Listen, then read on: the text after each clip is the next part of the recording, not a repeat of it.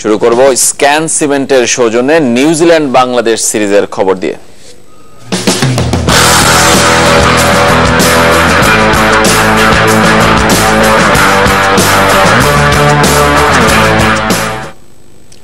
শেষ পর্যন্ত white wash হওয়া ঠেকাতে পারল না বাংলাদেশ। নিজেদের পছন্দের ফরম্যাটে 3 ম্যাচের সবগুলোতেই হেরেছে টাইগাররা। শেষ ওয়ানডেতে ব্যবধানটা 8 উইকেটে। প্রথমে ব্যাট করে 50 ওভারে 9 উইকেটে 236 রান তোলে বাংলাদেশ। জবাবে 52 বল হাতে রেখেই লক্ষ্যে পৌঁছে যায় ব্ল্যাক ক্যাপরা। ম্যাচ এবং সিরিজ সেরা হয়েছেন ব্ল্যাক ক্যাপ অধিনায়ক কেন উইলিয়ামসন। ওয়ানডেতে 2015 বাংলাদেশকে দেখা নাই বা গেল, ইংল্যান্ডের পর নিউজিল্যান্ডের সঙ্গেও সিরিজ হাতছাড়া হতেই পারে। তাই বলে যাচ্ছে তাই ক্রিকেট খেলে হোয়াইট ওয়াশ। কাক ডাকা ভোরে জেগে থাকা কোটি চোখের স্বপ্ন, প্রত্যাশা সবকিছুরই বিসর্জন তাসমান সাগরে।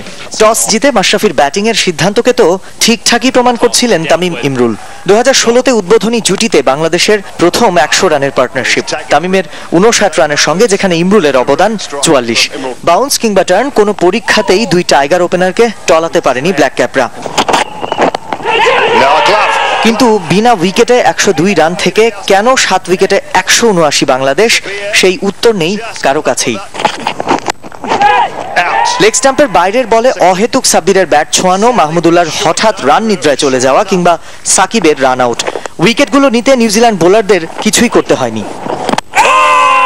উইকেটের পেছনেই শুধু নয়, ব্যাট হাতেও যে নুরুল হাসান পারেন প্রমাণ রেখে যান 39 বলে 44 করে। কোনো মতে 200 পেরিয়ে 9 উইকেটে বাংলাদেশের স্কোর বোর্ডে জমে 236।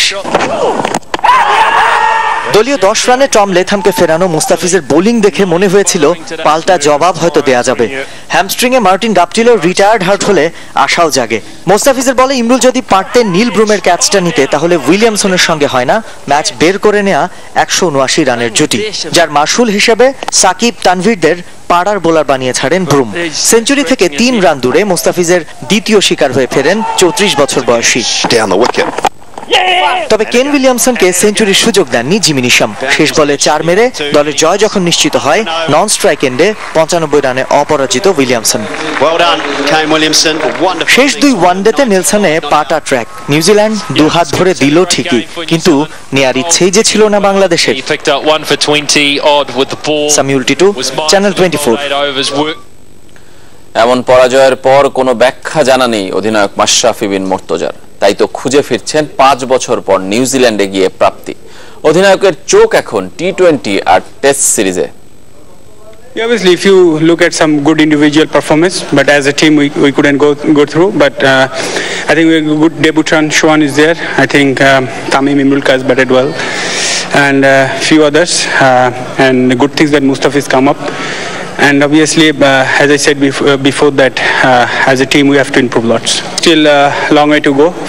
Still 3 T20s and 2 Test matches left. Hopefully, we'll come back strong in the T20s and Test match. এদিকে 3 ম্যাচ টি20 সিরিজের প্রথমটির জন্য 15 সদস্যের দল ঘোষণা করেছে বিসিবি। প্রথমবার ডাক পেয়েছেন পেসার শুভাশিস রায়। 3 জানুয়ারি নেপিয়ারের ম্যাকলারেন পার্কে হবে ম্যাচটি। ফিরছেন ইমরুল কায়েস, রুবেল হোসেন এবং মোসাদ্দেক হোসেন। সাকিব আল হাসানের সঙ্গে দ্বিতীয় স্পিনার হিসেবে স্কোয়াডে আছেন তাইজুল ইসলাম। 11 টেস্ট আর 4 ওয়ানডে খেলা তাইজুলের এখনো অভিষেক হয়নি এই ফরম্যাটে। দলে জায়গা হয়নি মেহেদী হাসান মিরাজ এবং সমালোচিত লেগ স্পিনার তানভীর হায়দারের। সাফ নারী চ্যাম্পিয়নশিপের খবর জানাবো। গ্রুপ চ্যাম্পিয়ন হয়ে সেমিফাইনালে পা রাখল বাংলাদেশ। নিজেদের দ্বিতীয় ম্যাচে শক্তিশালী ভারতের সাথে গোল শূন্য ড্র করে গোলাম রব্বানির দল। গোল ব্যবধানে নিশ্চিত হয় বাংলাদেশের গ্রুপ শ্রেষ্ঠত্ব। শিলিগুড়ির কাঞ্চনজঙ্ঘা স্টেডিয়ামে প্রথমার্ধে স্বাগতিকদের বিপক্ষে রক্ষণাত্মক সাবিনা মার্জিয়ারা। গোল শূন্য থাকে ম্যাচের প্রথমার্ধ। দ্বিতীয়ার্ধে এগিয়ে যাবার বেশ কটি সুযোগ পেলেও চাল ছিল অধরা। আগের 6 দেখায় ভারতকে হারাতে পারেনি বাংলাদেশ। সাফে এর আগে 2 দলের দেখা হয়েছে 3 বার, সবকটিতেই হেরেছে লাল সবুজের মেয়েরা। 2 জানুয়ারি দ্বিতীয় সেমিফাইনালে বাংলাদেশের প্রতিপক্ষ মালদ্বীপ। একই দিন প্রথম সেমিফাইনালে লড়বে নেপাল এবং ভারত।